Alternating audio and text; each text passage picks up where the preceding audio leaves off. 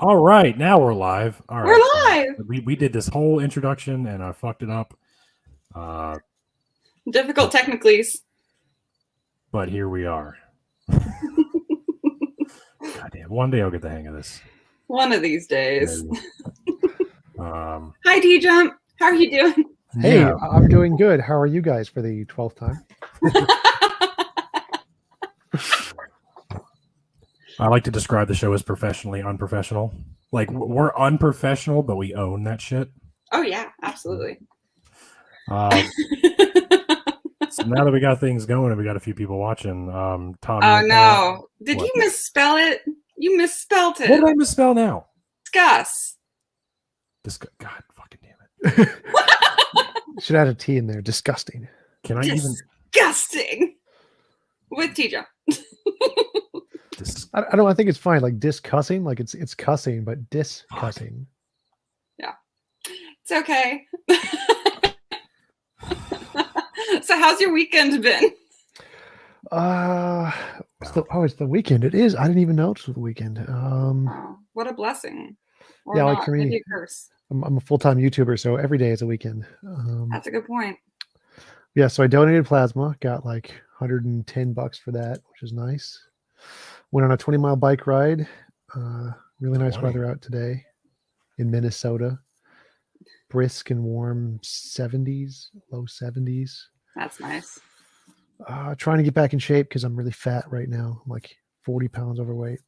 Oh, well, I mean, yeah.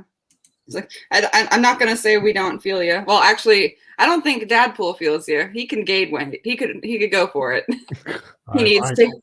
I lose weight very, very easily. Like, I look at a treadmill and I lose weight. Like, that's I so unfortunate. I have to drink a gallon of milk a day to maintain like my weight. Like, literally, when I was a competitive weightlifter, that's what I did to gain weight. Wow. So yeah, and then I have the ADHD meds, which makes me have no appetite, which doesn't help at all. Yeah. Wow. Wait, what are those meds? Can you send me like an extra subscription of those? I might be able to hook you up. I know a guy. I'm on those too, and I unfortunately still gain weight simply because if I look at a cookie, I gain 5 pounds. So yeah, I just really like food. Like I'm a foodie, so I like trying different places. I get that. Ice cream is especially good, so weight is an issue. Cherry ice cream is the best ice cream, and no one gets an opinion otherwise. Cherry, okay. Cherry, yep. Cherry. I don't think I come across cherry ice cream very often. So, with the rarity factor involved, I think it is a pretty good ice cream. I could agree with that. I get a black cherry chocolate shake from my local old factory creamery. Nice. That sounds all right. Anyway, so Tjump, like, you pretty much run like philosophy Discord. Like, are there other channels that have as much traffic as you do? Oh yeah, I'm not even big. Like, Ask Yourself has 20,000 in his. Politics and Religion has 14,000. There's one I'm talking to Beluga. Beluga has 300,000. And he has like 4 million YouTube subscribers. So wow. Mine is big amongst our community of the atheist peoples, but the AXP is bigger than mine, that's for sure. But other than that, when you look at the larger community, I'm still pretty small. It's actually something I want to work on, trying to grow a bigger community there.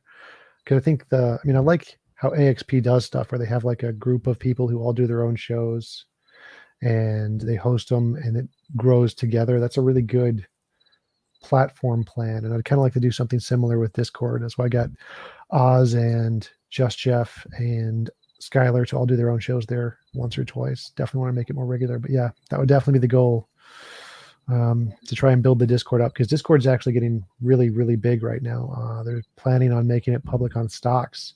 It's growing That's massively. Nice. Yeah, their past 2 years, they have like grown by like 2 to 5 times. It's ridiculous. And so it's definitely becoming the new Facebook kind of a platform. Nice. I need to get better at that. I have a decent number of my followers on my Discord server, and they feel very neglected because I'm never on there.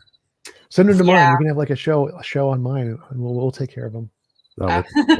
We'll have to set that up. I will definitely.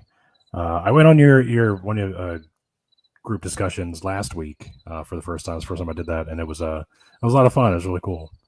I'm you still didn't talk trying to Jen, clearly. Yeah. Was no. that? You didn't talk to Jen. You didn't. Yeah, it doesn't sound like it did. He did not meet her that day. Because his quantum waveform hadn't collapsed in the right jibbery. How is this Jen comparable to like a Darth Dawkins or a Batman? Is it kind of the same? No, it's completely different. So Darth Dawkins Very and Batman, their sentences make sense. Like they actually flow. They she actually doesn't- have nouns inside and between the adjectives. Oh. And they don't just like Jin has complete sentences of just adjectives with no nouns. There's a lot of stuff that just kind of feels made up. I'm very curious now. and she sticks with it. I'll give her credit for sticking with the things she made up, but I don't understand how those definitions apply to like real life at all. Like I've gone through her for each one. Like I said, what do you mean by the word logic? Do you mean like formal logic? And she's like, no, we mean something completely different by logic. I'm like, oh, well, okay then. And we do that with every single word. We need to have like a dictionary, a Jen dictionary, to see if we can understand what she says. Like the 3+1 thing is not equal to 4. Yeah, the 3+1 thing is like the equation for all quantum possibilities in the universe or something. But yeah, we actually have someone who's starting a Jin dictionary, and they've have like 20 words on there. It's pretty funny. Oh, that's brilliant. Really? And then the onion thing is entertaining. I didn't get very far with that, but it was... The onion thing, does that have anything to do with layers, I'm guessing? No, chakras. Yeah. So of course. Chakras. It's her model of what our consciousness is. Our conscious quantum waveform thingy in her model is a 7 onion tree. There's like 7 onions in a big row, and they're all connected, and they start at your head and they go down. Yeah. When I jumped in on that conversation, I was very confused because I was like, onions don't grow on trees. You have to keep those in the line, right? I was having issues from the get-go. Of course. Oh, all right. So he already seemed completely, I haven't even met her yet. Yeah, but I do. My head already hurts. But the reason I do really value Jen is because she does provide a lot of debate practice. Being able to debate someone like her, because she is very much like Deepak Chopra, in case anybody in the audience knows who that is. If you go to Deepak Chopra Generator, you can get sentences that are exactly synonymous with what Jen says. It's absolutely hilarious. It makes no sense. But so interesting. Debating somebody like that gives you a ton of intellectual practice at learning how to deal with people who use very technical language as if they know it, but actually have no idea what they're talking about. And so it's a very good intellectual exercise to be able to deal with this kind of usage of language when someone, because many people do this not as like Jen does it every sentence, but some people do this, they slip in a word that they don't know what it means to make it sound smarter, like quantum or whatever. And knowing how to deal with that is a very useful skill in a debate, and you definitely get to practice that a lot with Jen. That's true. I just want to make a quick correction in the comments here, Dustin. In fact, onions grow on vines, sir. So don't know where you're getting your information from. It's fake news. I thought Vines got replaced by TikTok. So you go on TikTok. You heard it here, folks. TikTok's going to go the way of the Vine if they don't unfuck themselves. Yeah. Vine died because they didn't appreciate their creators or their content creators enough. And that's the way TikTok's going. TikTok is not quite as bad as Twitch, though. And Twitch just lost like 10 of their massive top I saw 10. something about that. It was amazing. So well, I mean, they just moved them to Discord, didn't they? And then now they just stream it live. YouTube. So like Tim the Tatman, who now has like, I forget how many millions of subs on YouTube now. He was the top like 16th Twitch streamer in the world, and he left. And he makes so much money. It's just I'm just in pain watching how much money he makes just playing video games. What kills me about TikTok is like the number one like creators on TikTok, they do absolutely nothing. They put no effort. And it's just like this what's her name? I don't even follow Bella her. Porch. Yes. And what is she? Is she Indian or she She's mixed heritage, so okay. I don't know specifically, but she's a veteran and she has tattoos like everywhere.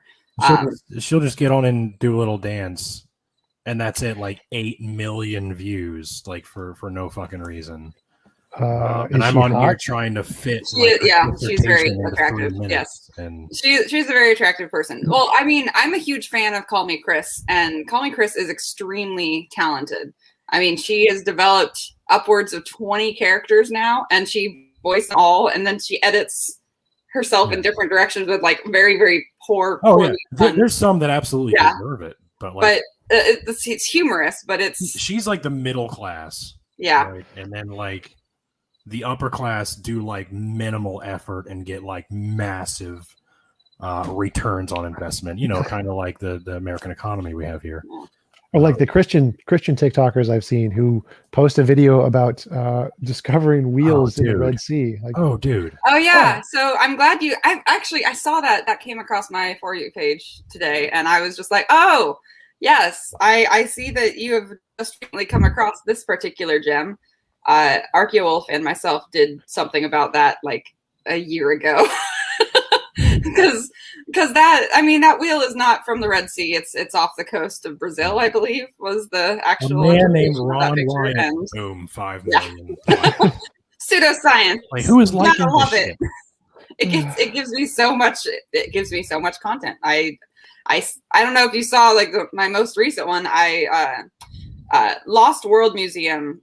That guy gives me so much to work with, and I never know what I'm going to grab, but he just put another one up that was he just had this lovely piece of limestone that is very obviously a nodule, which I talk about enough, and I have enough samples of to say it's pinky rock.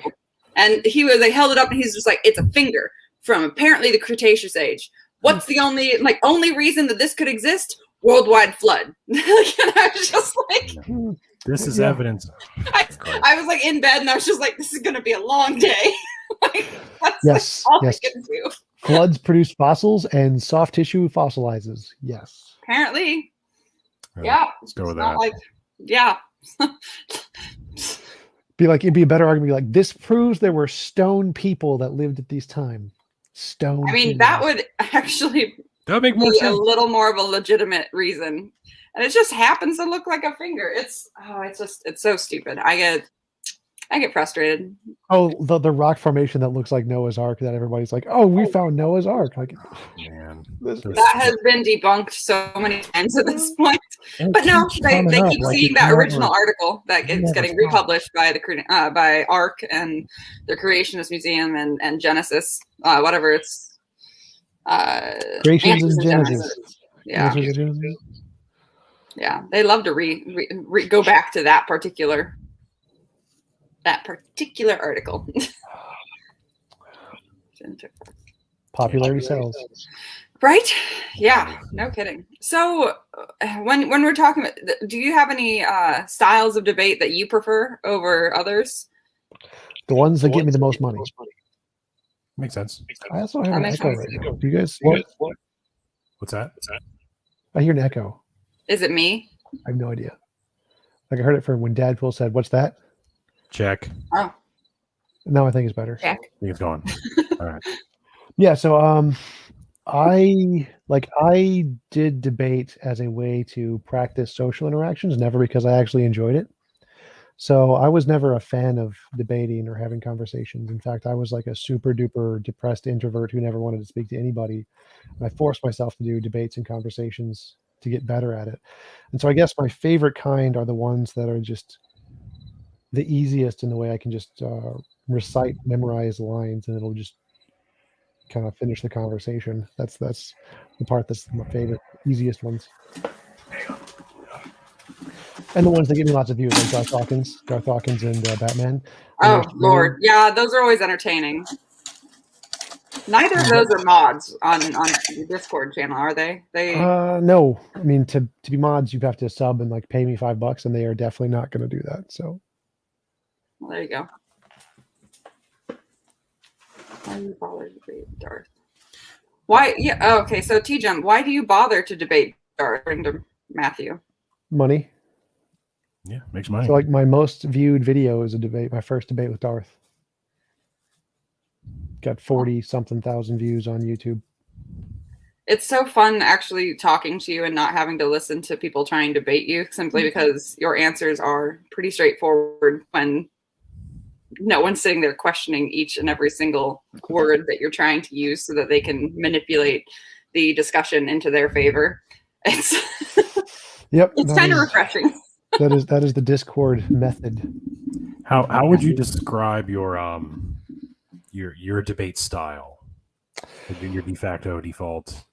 Yeah, so I've learned that the best way to convince and to talk to people in a debate is to hear what they say and then think of a better way to say it. So what would be a way that someone who was smarter than them would say it? And then present their argument that way and refute it. Because then when you present it in a way that's better than the way they presented it, they're like, oh yeah, that's what I meant. And then we can show when there's a problem with that kind of like flusters them. Because most debates kind of devolve into straw mans where you present not an accurate representation of the opponent's argument. They're like, that's not what I said. Here's what I really said. But when you present something stronger than what they said, and then you still debunk it, that's when you can actually make progress in the debates because they aren't really expecting that. You have to phrase it in their worldview. So that's why you phrase it in the stronger way. So it fits their worldview. And then they don't really know how to process it when you present a logical criticism because most people are just used to others misrepresenting their views. That makes sense. Yeah, that makes sense. You okay over there? Yeah, my phone went off, and someone messaged me and said that their local Tractor Supply has the ivermectin locked in behind a cage now because I guess people have been stealing it. Oh wow! So yeah, sorry, that's what distracted me just now. People must be wanting that horse tranquilizer. Dude. Just have you heard about okay, so this is just off topic. I only know about this because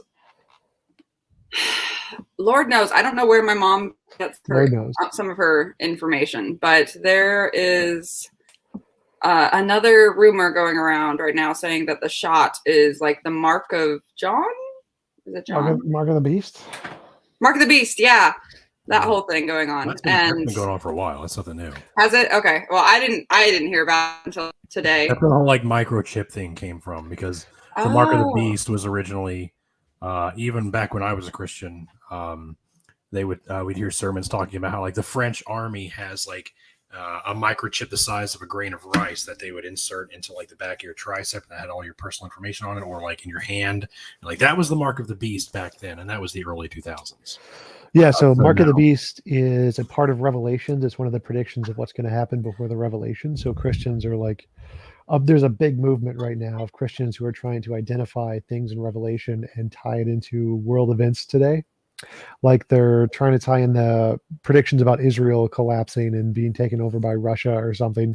And they're trying to read this into the Bible with some ridiculous ambiguity. That's kind of like how the Muslims think that the Quran has scientific miracles, which is a stupid term. Oh, dude. Predictions. And their predictions are just ambiguity fallacies where the sentence can be interpreted in many ways, and they just find one of the infinitely many ways to make it fit the actual data. Christians are just doing the same thing where they say, Mark of the Beast is just anything on your hand or your forehead that the government does. Mark of the Beast, sign of the end times. Jesus is right. Yeah. Oh, Lord. Well, I'm glad that's clarified because I didn't know what I didn't even know what Mark of the Beast was. I was just like, what? I was so, I mean, I'm not a cradle atheist by any means. I did go through confirmation and everything, but you know, like as a kid going through confirmation, you don't actually read the Bible. Like you just skim the parts that you're supposed to know and take the little quiz and move on, try to master all that. But Catholic schools are like, we're not going to teach you the whole Bible. We're just going to teach you the parts that are nice and fuzzy and warm and don't tell you about all the murder and stuff. And so even in Catholic schools, you're not allowed to read the whole Bible.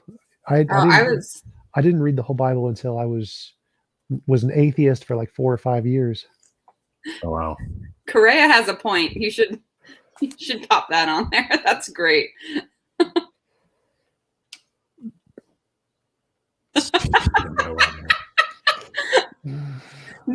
Depends on the beast. Which wild animal? Does a drunk Republican count? Ooh, that is pretty beastly. Yeah. I like to point out that the mark there, the original Greek word, I can't remember off the top of my head, but it has a ton of different translations, not just mark, but also like imprint, indentation, stamp, and it was, and the same word there is used in other literature to refer to the stamp to seal an envelope, or the stamp to mark a letter as being authentic from the Roman government, or money, even like the same, because it's impression of which had Nero Caesar's name on it. Like, it's the same word used for all those things. So you could literally say, oh, it actually means money. If you have money, then you've accepted allegiance to Rome by using their currency. Like, there's tons of different ways you can interpret it by its originally meaning alone. That's why it's ambiguity fallacy. When Yeah. there's one sentence that can be interpreted in many ways, it's like a prediction that if you make a statement that can be interpreted in a million ways, that's equally as reasonable as making a million different predictions. And so getting it right, or having one interpretation be right, isn't really all that spectacular, especially since it's been 2,000 years. Jesus hasn't come back yet. I mean, it's about time to give it up a little bit. Poor guy's been edging for 2,000 years. Anyway. Still a virgin 2,000 years later. Aww. That's unfortunate. You'll get there. You okay? This is why I asked about the topic earlier. I wanted to make sure that we could do this. I think we're off to a good start. We're having fun. Okay. Talking about peeing Republicans and Virgin Jesus. I mean, yeah. Sounds like nothing better than this. Yeah, if anyone has any questions in the comments, feel free to ask. All 8 of you. Okay, I have one. Teacher, how long have you been playing guitar? Yeah. On and off for like 3 years, I guess. Okay, and then you went through a bunch of people that you enjoy that are the top shredders in a discussion a while back. But who are your favorite players overall? Dr. Vossi is probably my favorite. Yeah, you did kind of geek out about him. I was just wondering. Yeah. Do you play any other instruments? I was taught piano as a kid, but not really. Guitar's the only one I actually kind of like doing. So I play. Is it because it makes you look cool? Sort of. I just like the sound. Like, I like listening to guitar. I don't like listening to pretty much anything else except for some very few instances of piano and violin. But every other instrument I think is just kind of garbage. Like, I play bass because I think it's a lot of fun, like slapping and popping. Like, I really like Victor Wooten and Billy Sheehan and Flea. Davey 504. Davey 504. Like, the way they just fucking work. It's not a pick, doing those little motions. They're going, like, just doing this wild out shit with their right hand, and it's so much fun. It's been a while. I've been itching to get back into it, but I used to play for the worship band for years, and I was decent at it for a time, but it's been a while. I'm very rusty. Yeah, I have some of my guitar. I played cello for some 14 years, so. So you're like really good? Can you do the? No, I was really good. I stopped playing for a while. Like, it's been probably about 6 or 7 years now. So, yeah, it's. Anyway, I just Titan also was like, no cello. I was like, well, that was my instrument for a really long time. I do enjoy it a lot, but a lot of the other players I'd come across are very persnickety. Like Yo-Yo Ma, super persnickety, such a mean guy. He's so nice. Shut up. He's like Jackie Chan level nice. Like, yeah. Stop. Jackie Chan. Yeah, I actually have some of my guitar playing on my YouTube channel somewhere. Oh, okay. I will have to do some digging. Yeah. What made you an atheist, Tjump? None of my prayers were answered. So I became an atheist in late high school, 17, 18. Had major depression my whole life. like Wait, suicidally 17, depressed. 18? You don't look that old. I've regressed in years, so I'm only 12 right now. Oh, okay. Oh, you're doing But- the Benjamin Button thing. All right. Yep. Freaking Brad Pitt. Yeah. So I, having major depression my entire life, believing in an all-knowing, all-loving, powerful God who cared about you more than anything, praying for help day and night for years, getting nothing. It's like, yeah, nope, not a thing anymore. I see. We have another one that says, if the Bible is true, then there should still, oop, and I lost it. Hold on, it went up. If the Bible is true, then there should still be people with powers like the pharaohs, magicians, and the witch that could see in the future. Anyone that could hook me up? Question mark. Penn and Teller. There are real magics. Yeah. Totally real Yeah, magic. right. For sure. Santi Sai Baba. He can make dirt come from his hand. It's amazing. Wow. There's even YouTube videos of it. He has videos of his magic. The Baal Shem Tov in 17th century, I think, could turn invisible and fly and teleport. And there are hundreds of eyewitnesses to these things. I mean, there's hundreds of eyewitnesses to Penn and Teller too. Well, one thing I think that actually could like qualify is like the I think it's Duck McThong or something, the Buddhist monk who set himself on fire in protest. He remained completely still while being on fire the entire time. And that was a wow moment. That's definitely that could genuinely be considered like magic or something. Yeah, just like such an extreme altered state of mind. Like how? Crazy. Have you ever tried, did you ever think about looking into other religions, or did you just back out entirely? Not really. I mean, I briefly prayed to like any god or other gods to like help me or to give me a sign or whatever. But after a brief praying to them and not getting anything, I was like, nah. So how does debating, has it helped with depression? I'm asking because no, not at all. I was going to say, like, I don't feel better a lot of the times when I'm debating. What does help with your depression? Women, If- mostly physical relationships, intimate physical relationships are what literally cured my depression. It's one way to do it. But yeah, so my debating was, I started doing philosophy and politics and researching sciencey stuff because I thought those things were a means to get more control over my situation. I thought maybe learning those things could help with the depression. Didn't at all, other than it gave me a job, which pays me lots of money and I don't have to do anything, which is, so in that way it helped. So provides YouTube job, but none of it actually made me feel better. For me, I was diagnosed with high functioning autism. And for people with high functioning for autism, they have a special interest, like one thing in the world that means more than everything else combined. And for me, it happens to be cute women, particularly blondes. And without that, I feel completely depressed. And with that, my depression is just gone. So after like 2 weeks after being in a relationship, I just stopped feeling any depression and haven't felt it for several months now. I felt completely better after like 30 years of major suicidal depression. It just went away. So you have a girlfriend currently? Sort of. You have multiple girlfriends? Sort of. Oh shit. All right. I respect this. Tjump's a player. So that's what. Let me ask real quick because I'm interested. I have a 5-year-old who is high functioning autism. You want to get him a girlfriend? Like this is gonna be tough. I don't know. Not yet. He's a little young. He is easily. I have 4 small boys, and he's the second oldest. He's the most well behaved, and he is obviously by far the most intelligent. He is crazy smart for a 5-year-old. But when he has a meltdown, it is just the stuff of legends. Like holy shit. Oh yeah, that's actually something that's well known for people with autism. Like I had that when I was a kid too, that there was absolutely nothing you could do to like change my mind. Like my parents would send me to my room, they'd take me my video games away. They do everything they could, would have no effect on me whatsoever because it's the single-mindedness thing is a part of high function autism. Yeah, I understand that. So continue, Deadpool. What was the No, yeah, it's so what's funny is he started kindergarten this year.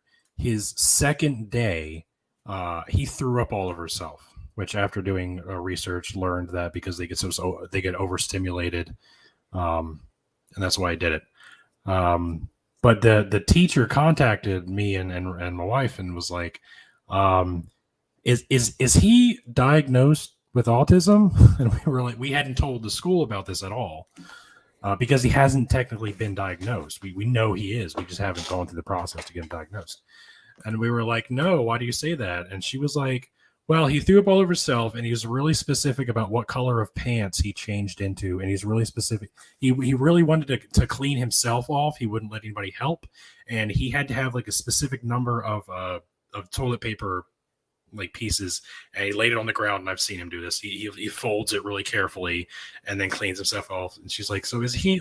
Like, yeah. Not diagnosed, but hard, yeah. Yeah, there's a whole bunch of little ticks like that. Like mine, there are certain noises that sound normal for most people, but for me, it's like it's just insanely painful to hear them. Like normal chalk on a chalkboard for most people is just like meh, but for me, it's just it's worse than nails on a chalkboard. I can't listen to it at all. It literally hurts me. It's the crumbling. It's like the crumbling and breaking of it that bothers me too. The fork on a plate is a bother. Like when you're cutting food. I also have high functioning autism, so it's yeah. I'm feeling this like to my core right now. No, I'm the only normal one in the bunch. No, you can I have eat. my own It's issues. fine. You can go. I can just handle this. It's fine. But no, I remember because I've talked to my mother about this, and I've talked to my family about this many times because like loud noises freak me out, and I can't explain why. So like today we were at Silver Dollar City because family time, and Mom wanted to do the nostalgia thing and go on the train, see the thing. And it was just great. So the train ride includes gunshots and loud noises because tooting on the horn within a tunnel. So like the entire time I'm just like white knuckling it just because I hate it. And I remember having tantrums as a kid prior to going on this train. Like I never wanted to go on the train. I hated the train. But today I was just like, fuck, I'll just go. This is it. I got off and I was still stressed as normal. And I was just like, I was snippy and I was pissed. And I couldn't explain it. It's like, it wasn't fun. It's just too much. Like I was overstimulated. So it sucks. It's just now I can identify what's doing it to me. Yep. Also that electric buzzing sound. When electricity makes that high pitched buzzing sound, it drives me nuts. Like a lot of times freezers do that, not like refrigerator freezers, but like when you have like a separation fridge, that's really interesting. I've always found that one really relaxing. Actually, I listen to it like for ASMR. They do buzzing sounds like that. Oh wow! But yeah, it's interesting that people with high functioning autism in general have those particular quirks that this thing is just absolutely miserable and this thing's totally fine. Yeah. See, I have a different issue with noise because I have PTSD from my time in the military in Iraq and everything as an infantryman. So I have a bar in front of me, and I have a train station behind me, and just in front of that is a body shop. So lots of noise all around me. But for some reason, there's people across the street that like to light off fireworks. Fireworks don't bother me if I expect them. Like if it's like the 4th of July, Memorial Day, whatever, and I hear fireworks, it's not a big deal. But one day, and this was like a few weeks ago, and it was like 4 p.m, broad daylight, that a firework went off, and I literally got on the ground and started looking for my rifle. So it was like, and then like it took a minute, and I snapped out of it. And I had to call my wife, who was at work, and I was like, "I need you to talk me down right now. Like I'm freaking the fuck out." So yeah, I totally understand loud noises, how that can ruin your day. But you never got to finish your story about your son, did you? Like, yeah. So he went and cleaned himself up, and yeah. Yeah, that was pretty much it. He still goes to school. He's thrown up like 2 other times, and one day his teacher messaged me and was like, they had like PE or something in the cafeteria, which they fold up the chairs and tables and everything, and they were like, she was like, he had like this big meltdown, and he hid under the table, and he would not let us get him out from under the table. And I was like, well, I'm glad you figured it out because I wouldn't have known what advice to give you. Do you know what they did? What they coaxed Cooking. him out? They got him out eventually. Yeah, and then when he came home, I tried to like ask him like what happened, and he was like, "There's a game with hula hoops, and he didn't get to finish his hula hoop, or something." And I could not make out like literally what I just told you is the most sense I could make out of what he was saying. So Well, yeah, it's interesting, but he is still the most well behaved of my children. So it was weird. He will stay by himself all day, just playing on his tablet or playing with Legos. Doesn't care to play with anybody. He's not particularly affectionate. Like he doesn't want hugs or cuddles or anything. He's very by himself. So yeah, he's very different from my other three kids.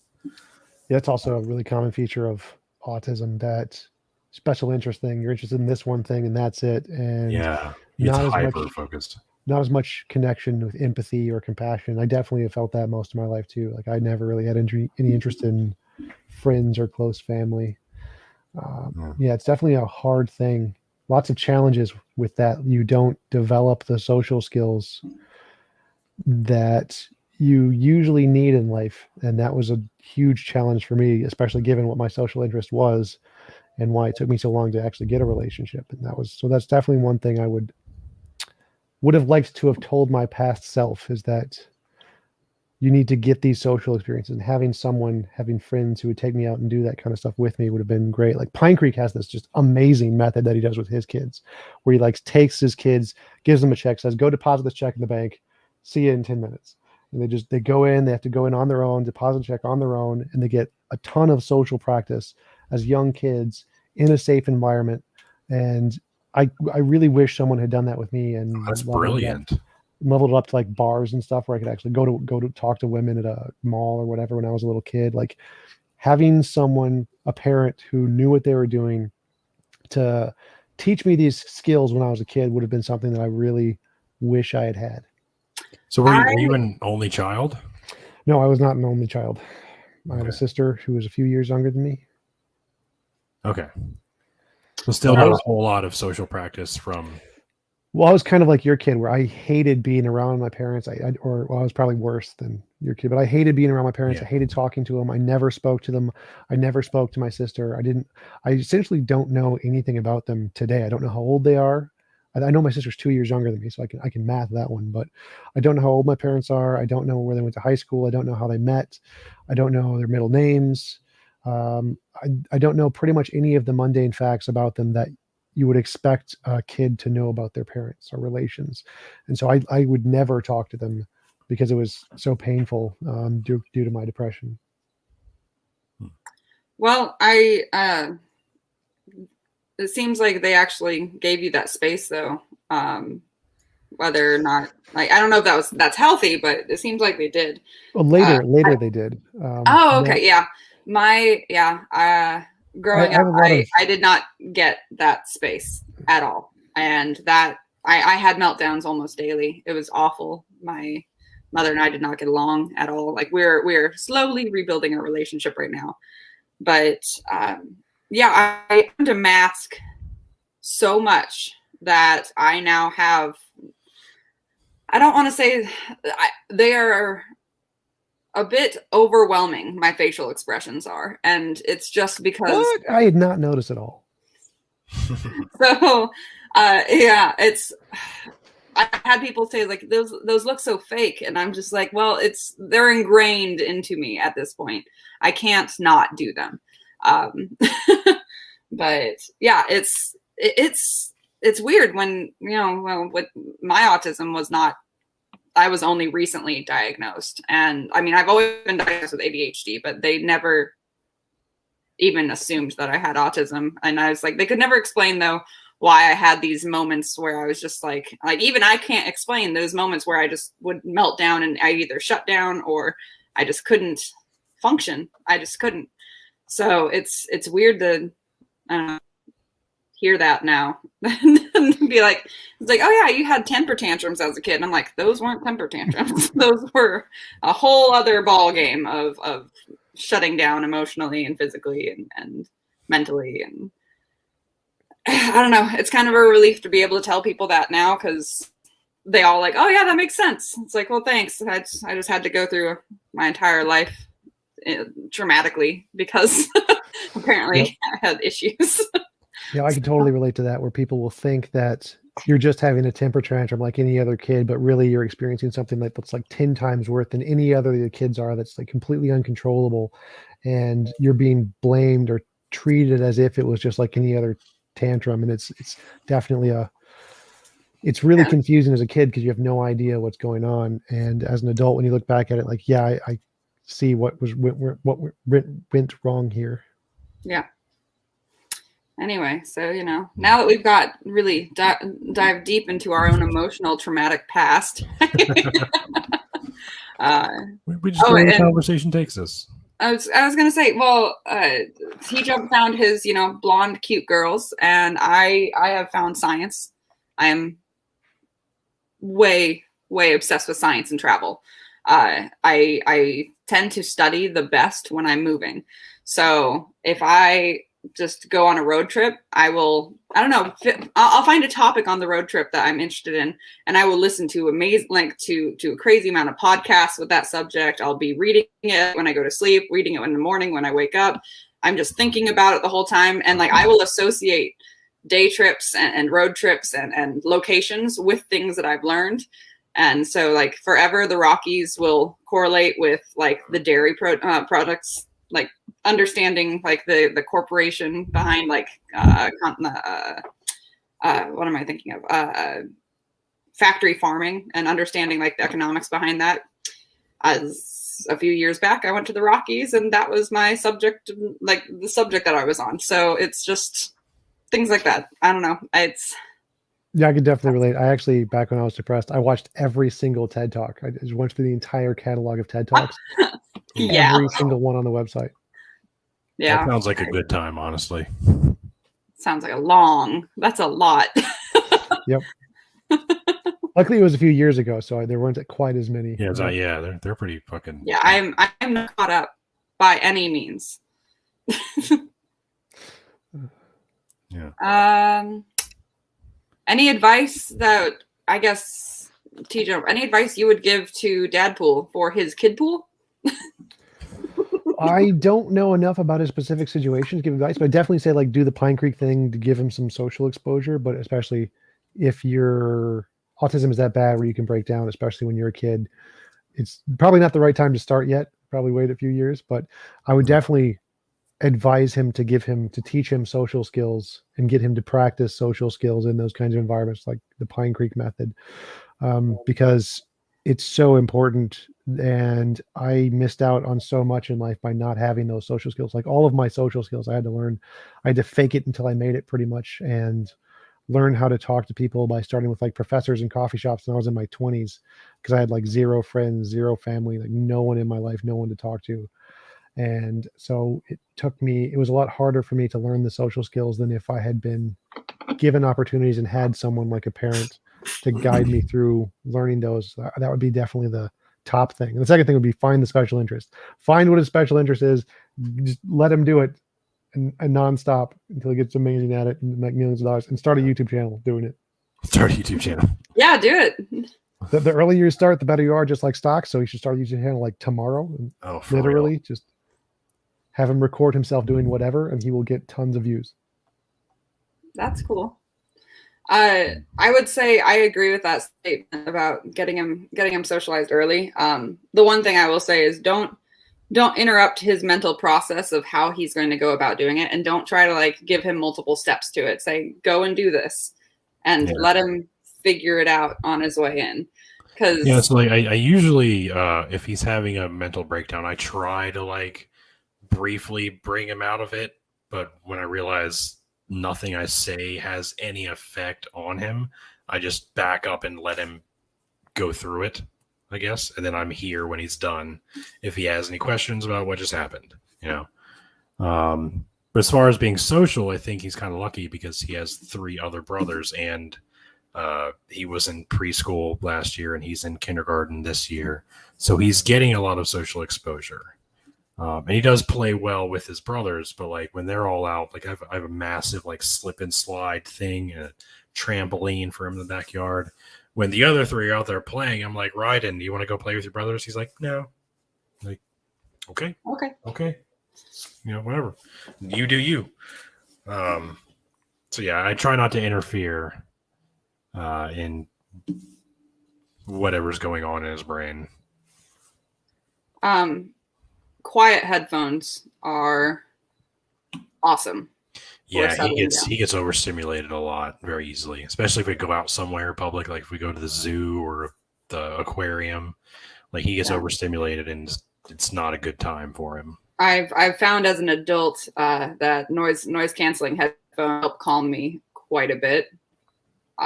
Don't have to be listening to anything, but when I put them on, people leave me alone, and I can sit in a public place and no one will bother me. So it's weird, but it works, and I like it. So I actually got some of these guys that are noise canceling, the Bose ones. And they're like in-ear thingies like this, so they don't cover your ear. I like them a lot. I don't like things in my ear. So what, you don't like worms in your ear? That's so weird. No. Not that one. No. Speaking of which, this is my wife here. Yeah, he doesn't like how they feel. The headphones?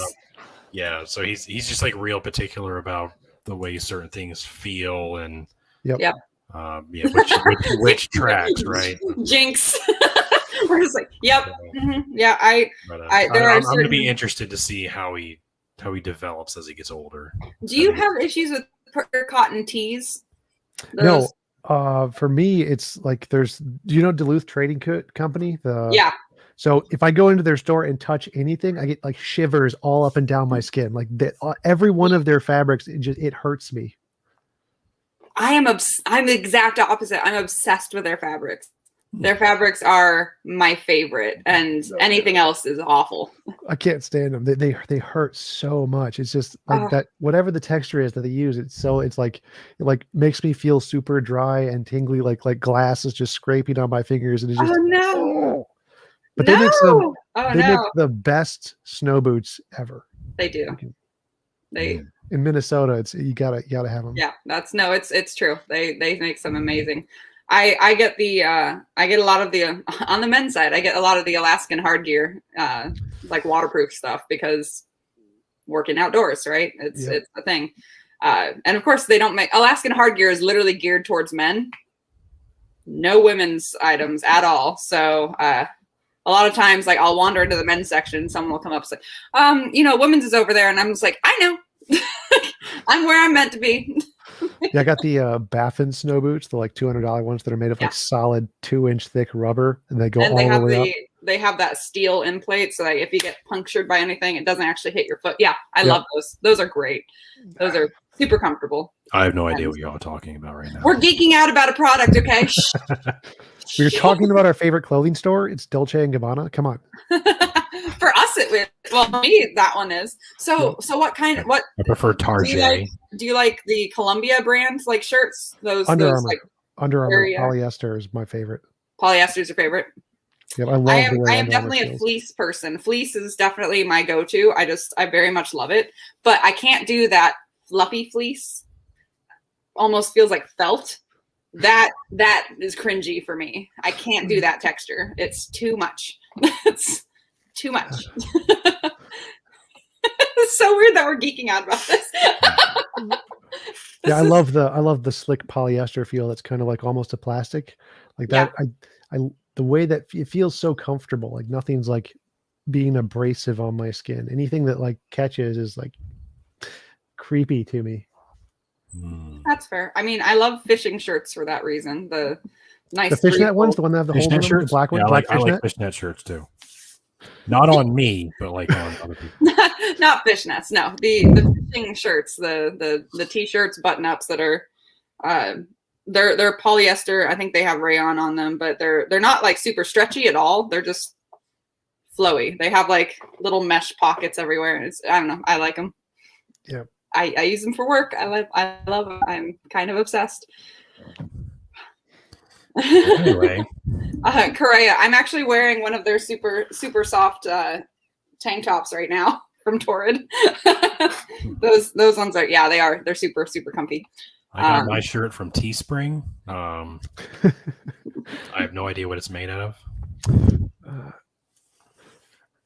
I Anyway, got mine from Target. This is a sleeveless wife beater thingy with a Titan would like to inform us that 400 plus thread count Egyptian cotton is orgasmic. ooh, I believe it. I do not agree, but So one thing I will say is I've always worn a tank top under my shirt because I tuck the tank top into my pants because I hate the way my waistline feels around my waist. I hate that. Like, so a tucking a shirt in underneath, like it feels like I'm almost wearing a singlet.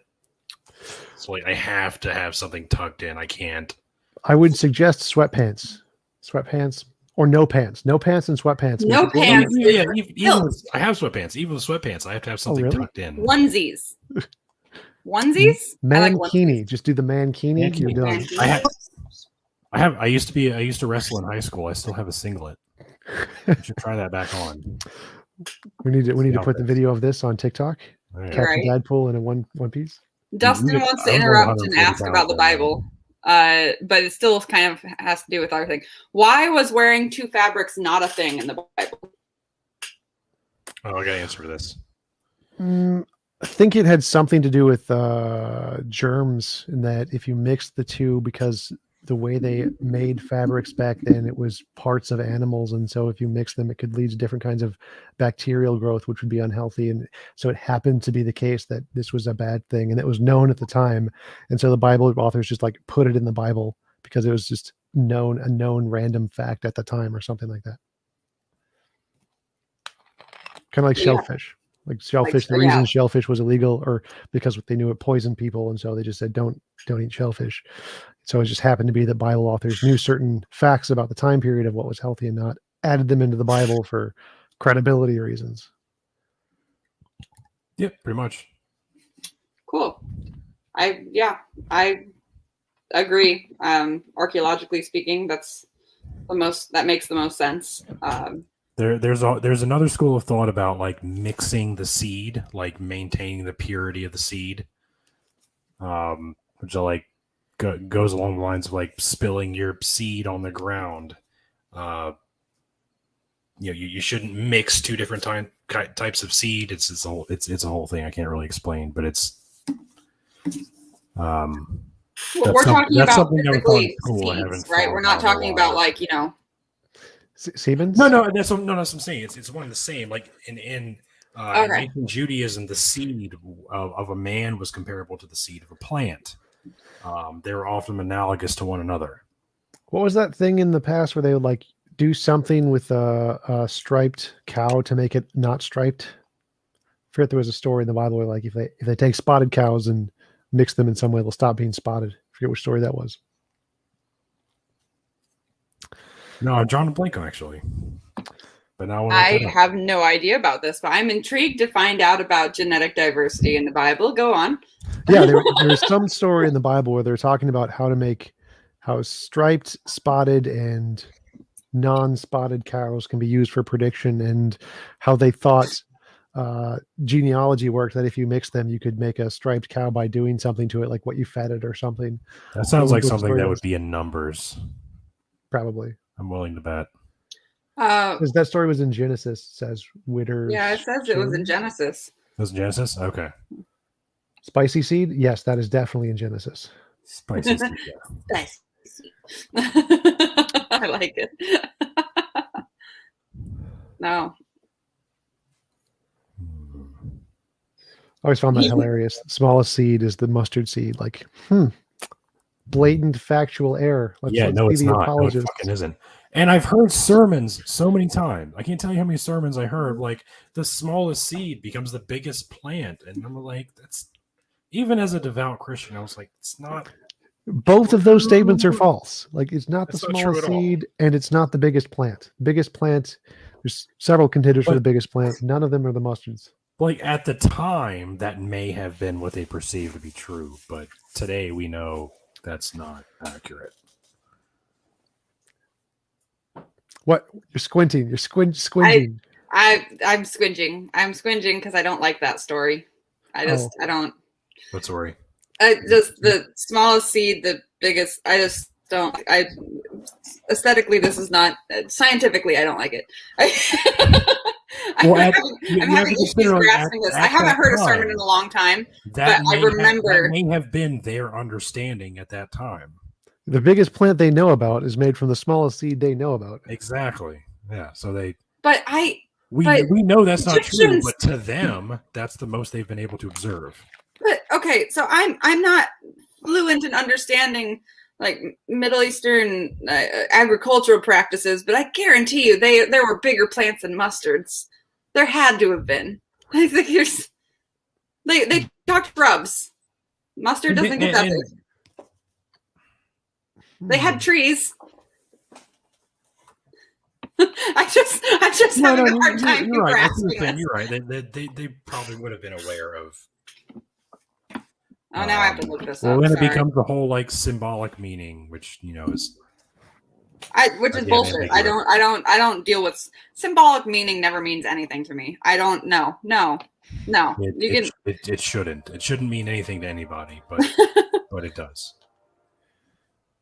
That's why I try to tell, Pastor John today that philosophical and anecdotal evidence is not evidence. I think like I say that too, but technically it counts as evidence. It's just really, really bad evidence. Well, I said that too. Someone asked, like, what is the best evidence for the existence of God? And I was like, the philosophical evidence, because that's really all we got. Actually, no. So the best evidence for the existence of God is in the Hindu Bhagavad Gita, which is a prediction that the age of the Earth is 4.3 billion years old, which is actually really, really close. Yeah. So the fact that they were able to predict the age of the Earth within like 1%, 3,000 years ago, 5,000 years ago, that's really impressive evidence. If they had a book full of facts like that, that would be really good evidence. Yeah, no, I actually very much enjoyed learning what little I learned about the Bhagavad Gita. They had some fucking wiener schnitzel. You're the worst. You're the worst. Wiener schnitzel is a legend in the realm of bad jokes, puns. Like just goddamn. Hey, why don't you ever want to mess with a paleontologist? Oh no, because they'll dig up your past. Nope. Because you're gonna get your ass kicked. Oh, that's even worse. No, that one's even worse. That is worse. I'm in pain right now. I'm just like, I don't know. I'm in pain. I can't handle this right now. I'm gonna rage quit the show. Okay, Dad, well, you. I'm leaving. Rage quit the show. You're gonna create. Fuck. No, it's not gonna work. I tried to do it on the fly. It didn't work. I tried to make the Cretaceous period a pun, but I couldn't make it happen. Sorry, I don't have the gift. There it is. Well, that's why they call it the present. Straight up steal one from freaking Kung Fu Panda. Greatest movie ever. I thought I was stealing that from Christianity. Kung Fu Panda was really good. No, that was that was the tortoise. The tortoise Kung Fu master was like, yeah, it's like I forget. The future is a mystery. The past is history, and we call the present a gift or something. Or the future is a gift, or the present is a gift. That's all we call it. The present. That is why we call it the present. Yeah. Yeah. It's Kung Fu Panda. Kung Fu Panda. Kung Fu Panda. Filled with wisdom. No, it is original to Kung Fu Panda, and nothing else said it before. Completely 100% Kung Fu Panda. We're gonna find the Dead Sea Scrolls of the Kung Fu Panda. Like it's gonna be a real thing that exists 5,000 years ago. Kung Fu Panda in China. I would like to set up a stage on Discord as Tjump defends Kung Fu Panda. just see how that goes. Absolutely. I think one of my favorite parts of that movie is when the duck goes up to the turtle grandmaster and is like, we have bad news, and he's like, there's no such thing as good news or bad news, there is only news. And he's like, Tai Lung has escaped prison. He's like, oh, that is bad news. That's bad news. Yeah, that's bad news. Oh, fuck. And Jack Black, speaking of which, is going to be voicing Bowser in the Super Mario movie. Like oh, I'm so excited. I am very, very happy about that. Yes, discussion's all over the place. I'm sorry. I submit. Oh yes, apparently Dustin would like us to bring Jack Black onto the show. Dustin. Well, hey, if anybody has any connections, Oh, keep the Correa. Amish happy. I'm really, really worried about where this is going to go. Clearly not a pun. Can't be. No. Oh, there's no way. How do you keep an Amish woman happy? For some reason, my brain goes right to the myth of Cleopatra having like a gourd with beads inside of it that vibrate. That's hilarious. That's just where my brain went. I don't know why. Is that I've a never thing? heard of that. Yeah, supposedly Cleopatra had like a hollow gourd that she filled with bees so it would vibrate and she could use it. I understand where you're going with it. I just did not realize that was a thing. I don't know if it's legend or if it's, you know. Her answer is 2 Mennonite. Yep. 2 men.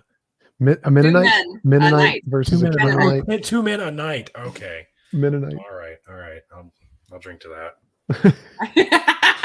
I would drink to that, but I'm still not allowed to for a while. So fun. Not allowed to. What were you like? I making am. booze? I have been in this weird purgatory for the past going on 2 weeks now. It's going to be another 2 weeks of possibly getting in for surgery. I've been waiting to go, and they're just like, just don't take they're like, don't take any like drugs, don't do any alcohol. You just need to be prime and healthy and everything. So I've been drinking water. I haven't lost any weight. I mean, I've been trying to be healthy, still haven't lost any weight, but whatever. I'm getting sick of it. And normally I do drink on this show, and I'm sad. Yeah, I had to do that. I got a tummy tuck. I used to weigh 340 pounds, so I lost almost 200 pounds and got a tummy tuck to remove my excess skin, and Holy I had to do shit. that too.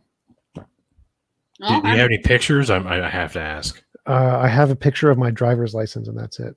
Oh, that's good. Oh no, it's my someone- passport. My passport the has, evidence. has my fat picture.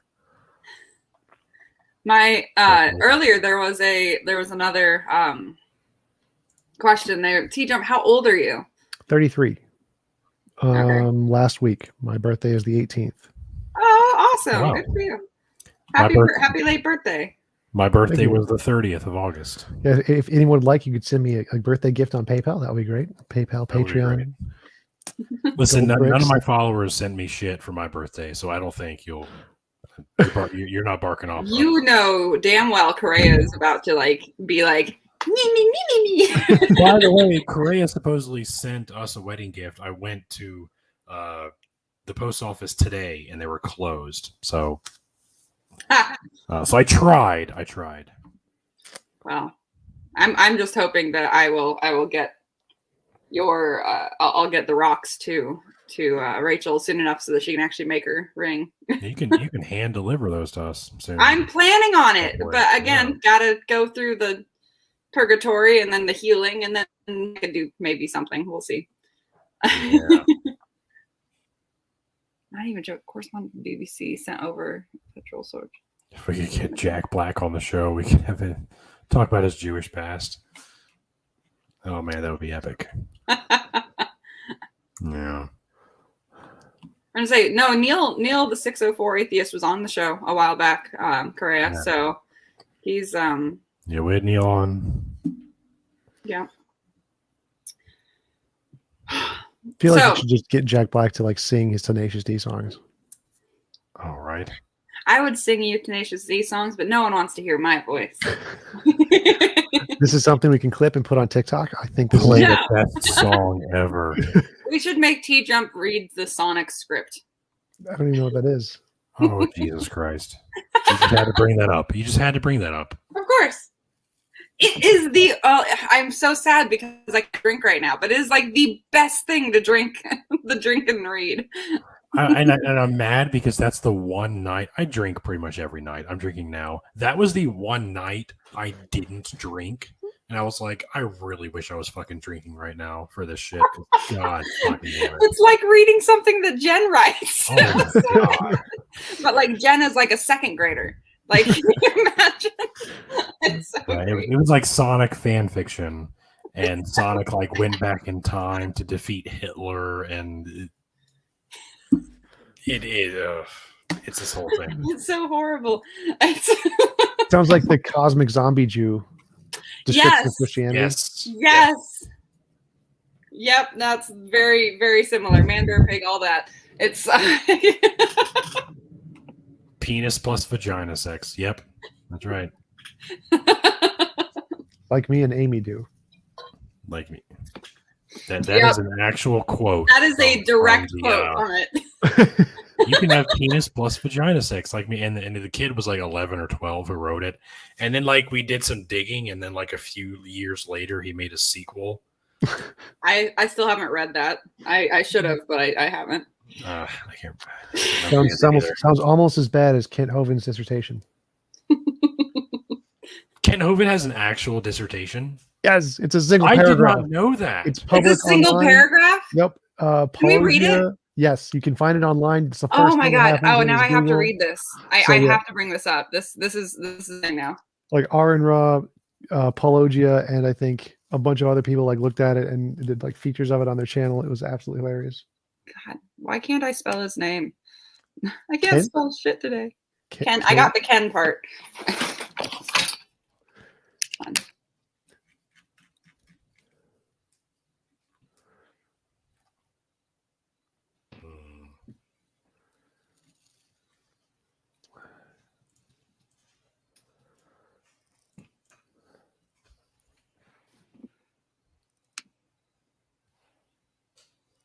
Sorry. No, where is it? Why can't I read it?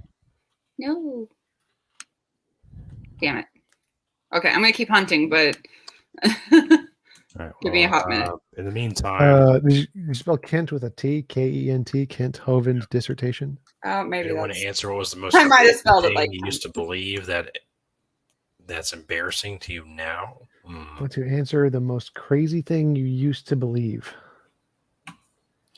I'd say I used to believe in tongues. I used to speak in tongues. You used There to it is. believe in tongues. Tongues are real. What are you talking about? It is in. Like tongues, real tongues. Oh yeah. Just destroyed your belief. Well, see, there's like There it is. a lot of practices in like meditation and yoga that have like they do the tongues thing very, very identical to the way charismatic Pentecostals do. Wait, I thought you said it was a paragraph. Thought it was, yeah. No, it's 102 pages. 102. Well, yeah, it's a dissertation. That's how long it would be. So yeah, I was like, that's why I was really shocked. I was like, is it just like an abstract and there's nothing else? Yeah, you're thinking of like a thesis. A thesis would be like a paragraph. Now his abstract is Yeah, I did. only.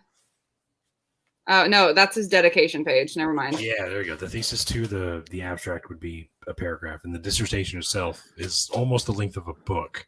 That's why most like doctorate recipients publish their dissertation as a book. Well, he has it written.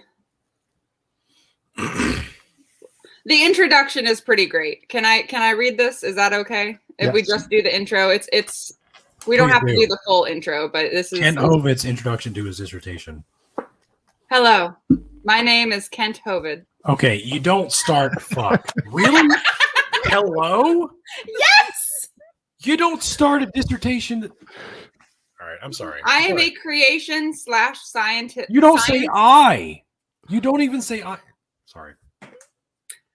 Trust me, I understand. I've written a bit myself. Okay, so I am a creation / science evangelist. I live in Pensacola, Florida.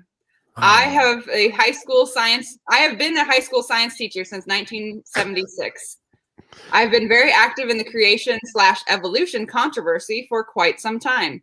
As an evangelist, God has given me the opportunity to preach and teach the one story of his marvelous creation for over 400 creation over 400 times each year to churches, schools, public and private, parent groups, youth groups, on the radio, and in the university debates. It is my burning desire to help Christians get back to a simple faith in God's word. Satan's method has always been to instill doubt in God's word. The first sentence that comes. So many fucking rules. Just every sentence breaks a rule. What is like the topic, the title of the thing? Is like what is his goal here? The dissertation for Doctor of Philosophy Christian Education, the project submitted by Dr. Wayne Knight. Submitted to Dr. Wayne Knight. Oh, it's called. No, that's what it's called. It's a dissertation for Doctor of Philosophy and Christian Education. That's it. Oh my God. Anyway, it goes on. I think he broke all of the rules in just his thesis. Well, how many sentences did he start I with at this? Like, was it 4 or 5 sentences in a row? I. It's about to get better. It's about to get better. So Satan's method has always been to instill doubt in God's word. The first sentence that came from Satan that is recorded for us in the Bible is, "Yeah, hath God said." He started by questioning God's word in the Garden of Eden. It worked there, so he has used it ever since. Oh, God. Oh, this is terrible. It's very snobbish. Oh my. Next time I see Ken, I'm gonna be like, "Yeah, but hath God said?" Like, Yeah, but hath God said? Has he? You know what I wrote my thesis is on to get my bachelor's? The Human Genome Project. That's what I wrote my thesis on. So for him to write his dissertation saying things like Satan and I, and it's just the most triggering shit. Well, he got one of the download PhDs that you just buy, so he doesn't actually have. Yeah, like he didn't go to national college. Yeah, like my college would have told me to go fuck yourself if I had said anything like that, and they're a Christian organization. Okay, I'm skipping ahead because he has 2 other pages of this intro, but the very last paragraph of his introduction is, "While all the evidence is not in yet, I feel it is still the best option to take God's word at face value.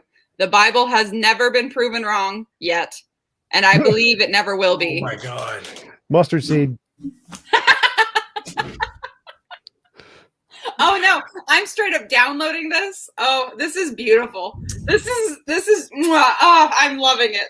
You're welcome. You're welcome. Gifts from Tjump. Yeah, this is great. Correa is like, "No drinking game tonight. Just drinking." just drink. Hey, y'all remember when I said backstage I'm going to go use the bathroom in the middle of the show? Hey, bye. We're back. Oh no, Tjump, you have given me a gift. Yeah, you definitely do. You definitely do no things all of like Kent's catchphrases. Like, just pick one of Kent's catchphrases, and every time he uses that, then drink, and just like hope he doesn't use it too much in his dissertation. Oh Lord, I'm just skimming through this. It starts out his very first chapter, which is not what you call it, but anyway, first chapter is the history of evolution. And just skimming through this, it's like a house left to itself will become a wreck. This is his own like opinionated statements that he has in here. I believe this was discovered by Darwin in 1863. Fact: house left to itself will wreck. Darwin. Darwin. Evolution is purely a religion. There is no scientific evidence at all to back up any form of macro evolution. Oh, they love using macro and micro to try and determine evolution and standard, and it's just so that's so frustrating. I went over this with Kent in one of my 3 debates with him. So it's like macro is just micro plus micro plus micro plus micro. So if you accept micro, then you accept macro. Yeah. It's like saying I believe in stairs, just not staircases. Is my favorite analogy for that, I think. Like stairs exist, but staircases, Yeah, right. I believe in bricks, but there are no walls. Yeah, bricks are real, but walls, that's fake news. When I speak of evolution, I am not referring to small, minor, he doesn't need to double this, but small, minor changes that naturally occur as animals have to make some adjustments to their environments. I'm sorry, this is too much. I think that's called evolution. I think we have a word for that. Yeah. Macroevolution would be defined as changing into a different kind of animal. Which happens. That's the thing we've proven in a lab, or not in a lab, in a lab and in the environment. But that's such a rough definition. It's like, okay, so by that definition, evolution is when a turtle turns into a fish. Caterpillar and a butterfly. Tadpole and a frog. That is a good one. No, that's metamorphosis. That's different. It really is that simple. I love that argument that they make that butterflies can't. Well, no, is it caterpillars can't reproduce, so they're proof that it must have been designed because clearly there's no way they could have had sex before becoming a butterfly, so they couldn't have evolved. Hilarious argument. I remember I actually saw a Kirk Cameron and Ray Comfort like seminar. Like, was it the banana one? It was the banana one. Like, we traveled. I had their autograph in the back of my Bible. I lost the Bible since, but I met them in person and saw the whole like 2-week or weekend long thing. And Ray Comfort was like, "What is like a fish supposed to go on land, just be like, and then go back into water? And they do that so much that they eventually develop gills or lungs instead of gills. Like, what sense does that make?" And now we're like, have you ever heard of a mud puppy? Yeah. Yeah. Or mud skipper. Or mud skipper, either one. Yeah. How they can bury themselves in mud. Yeah, like they don't necessarily need to breathe for very long, but they just have to stay moist. He painted it in such a way to make it seem ridiculous to the common person. Like there's no scientists on stage. There's no authorities on stage on that subject matter. He's just like, this is stupid. Here's why. Windersnitz, yes, he did write that as an adult. That's not. Well, I mean, technically, it depends on what you qualify as an adult. That's a good point. He wrote this at a accelerated age. I can't talk to his maturity level. The whole banana analogy, which he didn't even know was a product of human design. Beautiful. What was it called? Artificial selection. Oh, so, yeah, I am saving this forever and ever. This is beautiful. Yeah, that was hilarious that he didn't know about artificial selection when talking about the banana. And he was like, this has clearly been designed by God for our hand. Look how easy it is. And look, it has a tab for us to pull. It's curved, right? It's perfectly shaped for a mouth. And just little like, and did you see his like? Yeah, he actually did that. Like, it's perfectly shaped. See, you can shove it down your throat, right? It can jizz down into your lungs. Right? I was gonna say, has he ever seen like a picture of what the banana came from? Like, what? Did so somebody showed him that later after he made this. He was like, "Oh, okay. Well, that just demonstrates that this is literally what he said. I'm not making this up." He was like, "So that just demonstrates that God gave us the intuition as to how we can make it into a shape that is perfectly formed for us as His creation." That's what he said from his mouth hole. From his mouth hole.